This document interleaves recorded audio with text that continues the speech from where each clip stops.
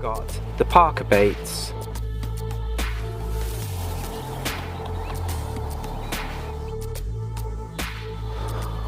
Well, that's it.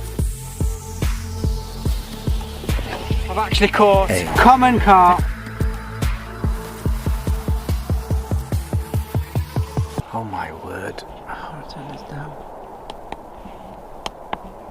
No. Wrong way. Go down. That's better.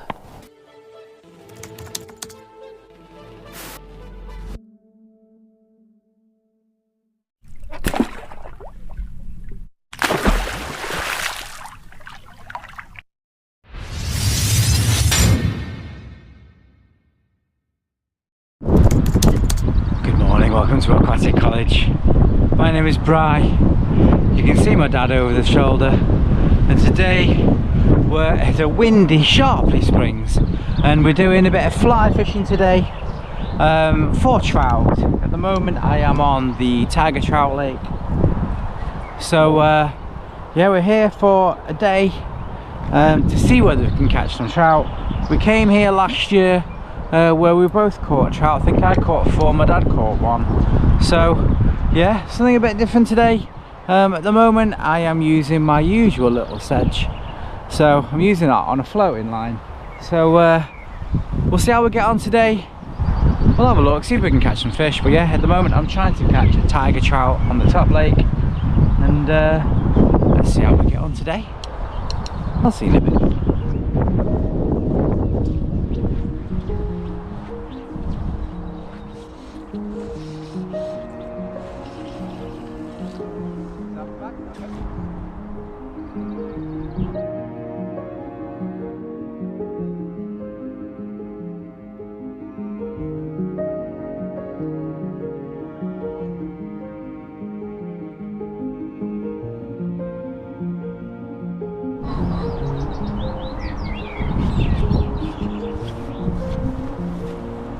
Well, unfortunately there's nothing on the Tiger Lake. Saw one fish rise in the middle, but it's nothing, so we're going to move down to the lower water. I'll put the name of it on when we get down there, but yeah, nothing up here unfortunately. It's a bit windy. It's a nice chop on the water, but there's just no there's not much activity on the Tiger Lake, so we're going to move on to the one lower down, and then we might move over, I think, the big lake's the one where we caught last time. So yeah, completely different fly fishing. You literally hear the really light rod, a little tiny fly, but it's nice and relaxing. It's something completely different, and yeah, I absolutely love it. It's what I used to do when I was about 13, when I used to live up here. So we're up in the northeast. I used to fish the River Weir and catch little trout and dace and stuff like that. So we're going to head further down, see whether we can catch something. But yeah, absolutely loving it.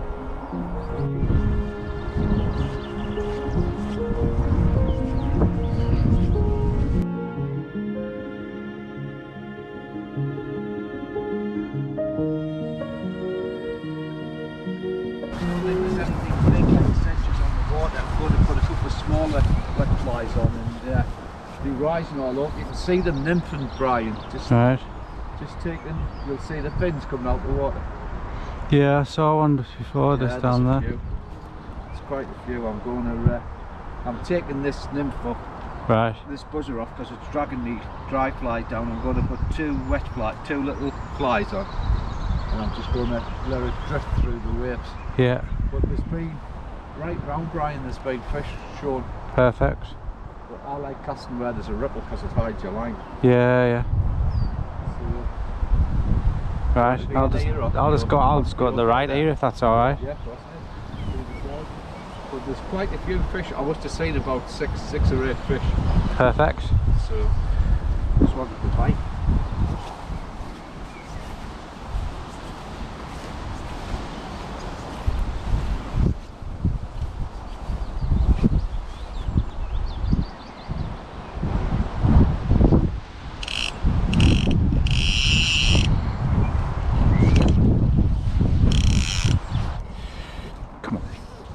Catch a fish.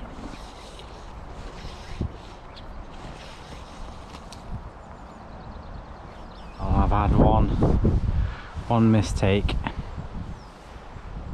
where it took me when I had the dry fly on the top, and then I've had one where I pulled it in slowly and it went for it and I felt it, but it didn't hook it.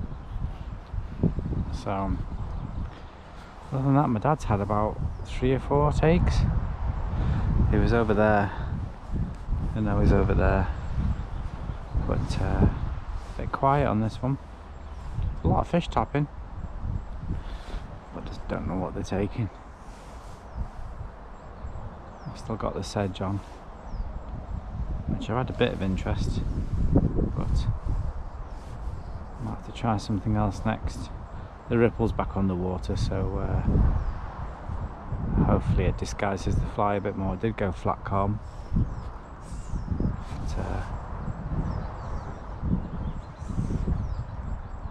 he's herding the geese.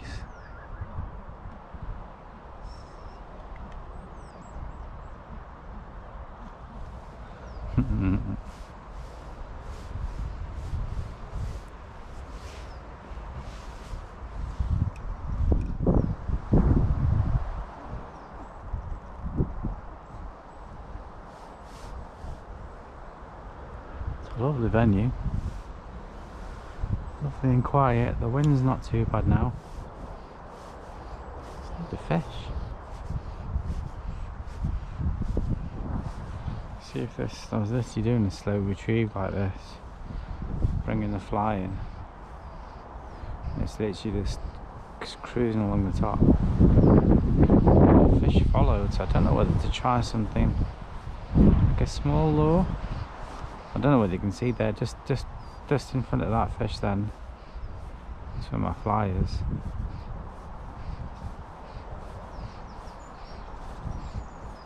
I'm literally inching it across the top. You can see that there. Just in that calm bit, just to show you. That's how I retrieved it before. And literally a fish just came up and took it. So try another cast. We'll try in the ripples.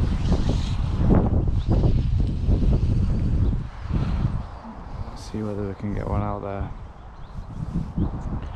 The only problem is when it's really ripply and dark, you can't really see the fly, so you're just relying on, you know, roughly the fly's about 10 or 12 foot beyond the end of your yellow floating line, so you know the rough vicinity of where the fish is. But when you're in the white spot, you can literally see the black. I mean, I can see my fly out there now because it's on a bit of the white edge, but when you're out here, you can literally see the black of the fly contrasting against the white of the water, especially when you're lower down. So I usually sit down.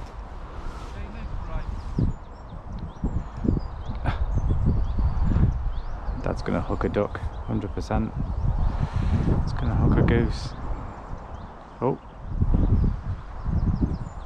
thought he'd hook one then. So yeah, this is fly fishing. It's a bit different to carp fishing. With carp fishing, if I caught a 2-pound carp, I'd be absolutely devastated, but catching a 2-pound trout make my day. So, as you say, it's how I spent my youth, fly fishing on a river. So this makes a change from carp fishing. It's something light.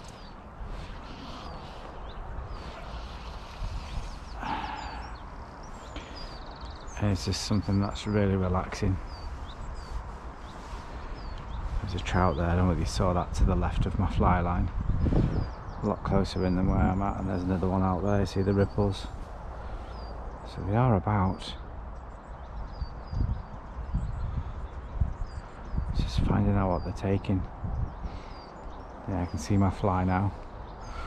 So if you look where the hut is, that grey hut, and if you look to the left hand edge of it where it hits the tree, and then follow the line of the shadow of that tree, you can just see, you won't be able to see it because Obviously the camera makes things look a lot smaller, but that's where my fly is. There's a trout there, literally straight below my rod tip now.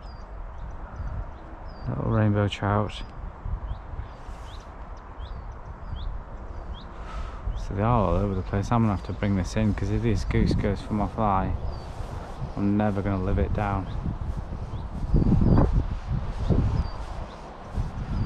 Well, this is not all what I wanted.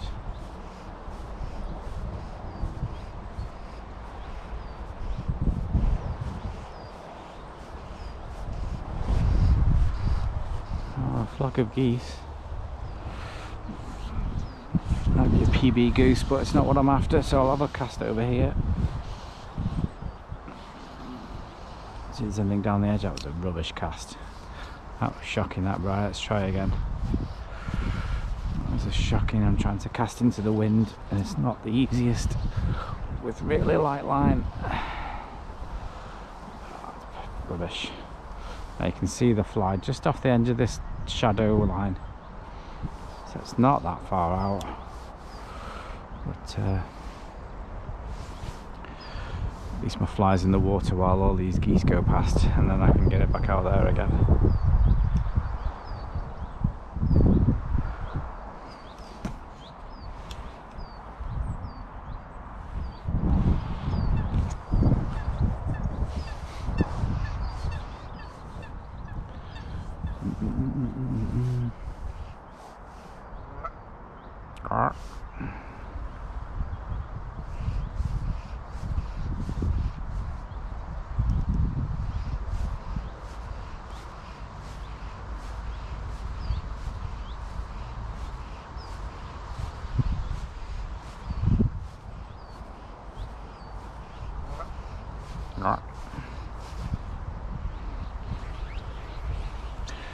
Just dry the dry fly out. You'll see people doing this where they're flicking it backwards and forwards really fast, and that's literally getting the moisture out the dry fly. So when it lands, it's completely dry and more buoyant.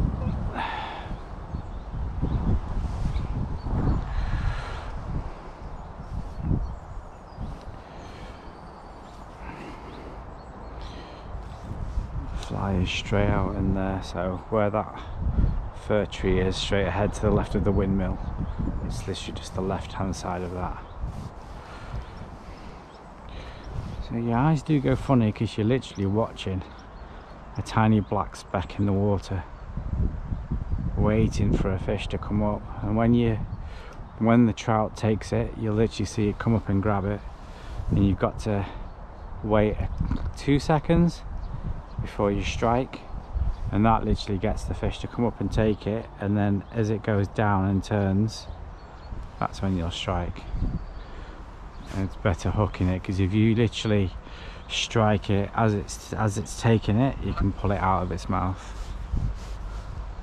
That's the principle anyway, and it's very relaxing.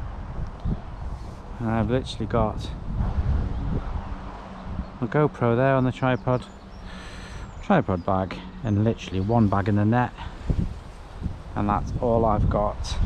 Obviously the rod, and yeah, that's as light as it is. It's not like carp fishing where you bring in the kitchen sink with you, but obviously you're open to the elements, so if it rains, which I don't know whether it's gonna, it wasn't forecast, but it's the northeast, so anything's possible. But it's open to the elements.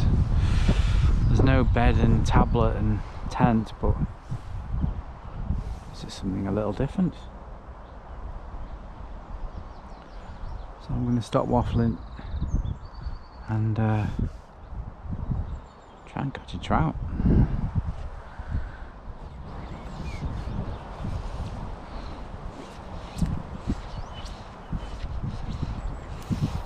Well, unfortunately we didn't get any fish on Albert and Alice, so we moved down to the Doxford. This is the largest lake on the complex, and it's where we caught all the fish on our last session.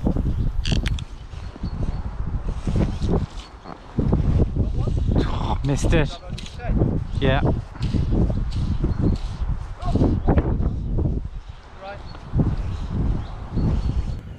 Dad's in already.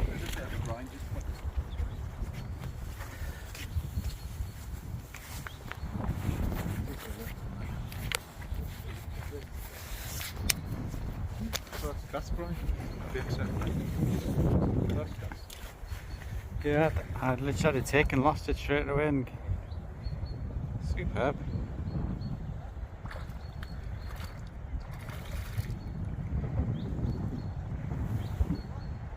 Cracking that, Dad. Cracking straight away, first cast.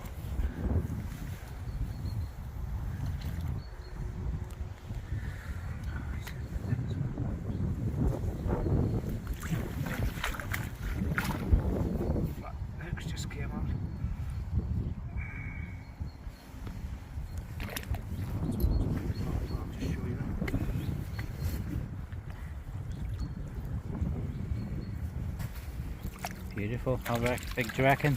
Yeah, 20 about. Heavy's a pound and a bit. Well done.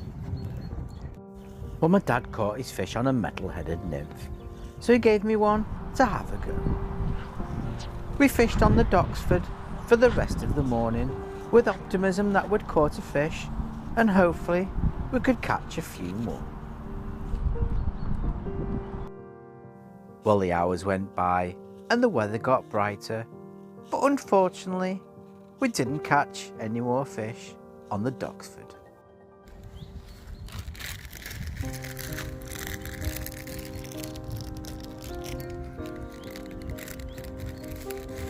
After a spot of lunch, we decided to spend another hour or so on the Doxford to see whether we could catch another trout.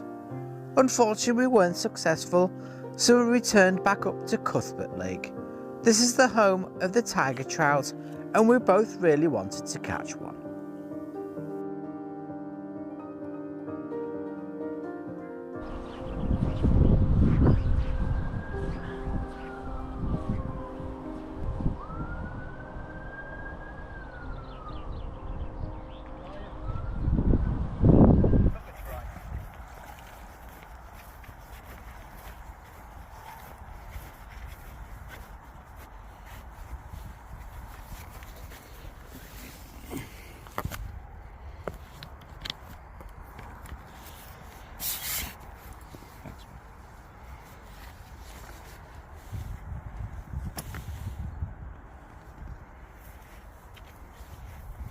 Very nice.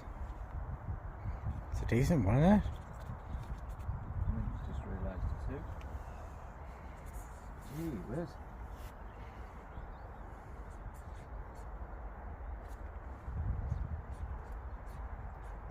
Then maybe they need to change to a sinking line then. Well, the minky wouldn't sink. Yeah. I put a sinking line on. It was only the second cast. Wow. Second cast. And oh shit. Oh no. Oh, oh. Sugar. We were both gutted that the Tiger Trout came off, and after a few more casts we decided to go back down to the Doxford. The light was beginning to fade, and it was our last opportunity to catch a trout before the session ended.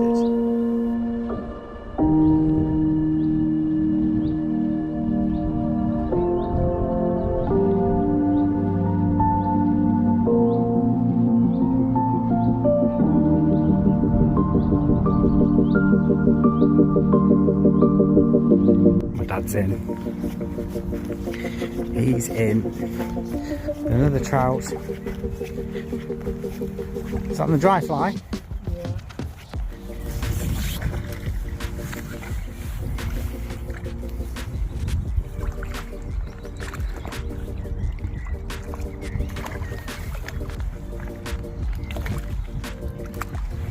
Get in, well done, Dad.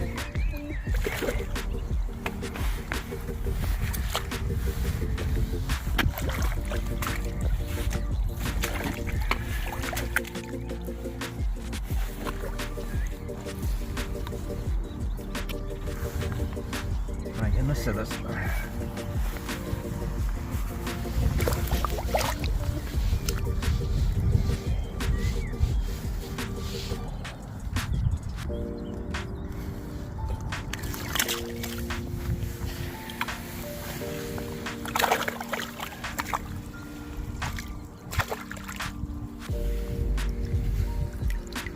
Cracking, well done, Dad.